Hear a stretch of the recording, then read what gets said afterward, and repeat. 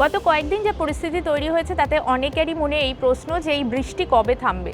আলিপুর আবহাওয়া দপ্তরের সেই পূর্বাভাস নিয়েই আজকে আপনাদের সঙ্গে আমি শর্মিষ্ঠা। আবহাওয়া দপ্তর বলছে দক্ষিণবঙ্গে আগামী কয়েকদিন সেই অর্থে ভারী বৃষ্টির কোনো পূর্বাভাস নেই, তবে উপকূলবর্তী এলাকা এবং পশ্চিমাঞ্চলের জেলাগুলি অর্থাৎ দক্ষিণ 24 পরগনা ও পূর্ব ও পশ্চিম মেদিনীপুর সঙ্গে বাঁকুড়া, ঝাড়গ্রাম, পুরুলিয়ায় একটা ভারী বৃষ্টির পূর্বাভাস রয়েছে আজকে এবং কালকে অর্থাৎ সোম এবং মঙ্গলবার। মাঝের কয়েকদিন সেই অর্থে দক্ষিণবঙ্গে ভারী বৃষ্টি নেই, তবে উইকেন্ডের থেকে কিন্তু বৃষ্টির পরিমাণ বাড়বে।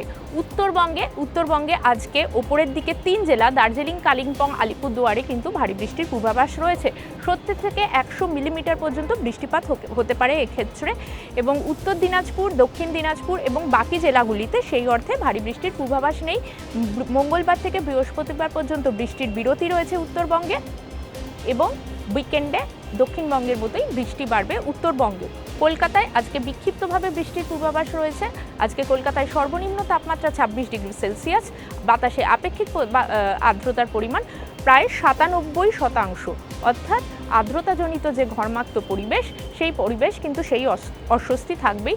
সঙ্গে আলিপুর আবহাওয়া দপ্তর বারবার সতর্ক করেছে এই কয়েকদিন যেন মৎস্যজীবীরা সমুদ্রে না যান।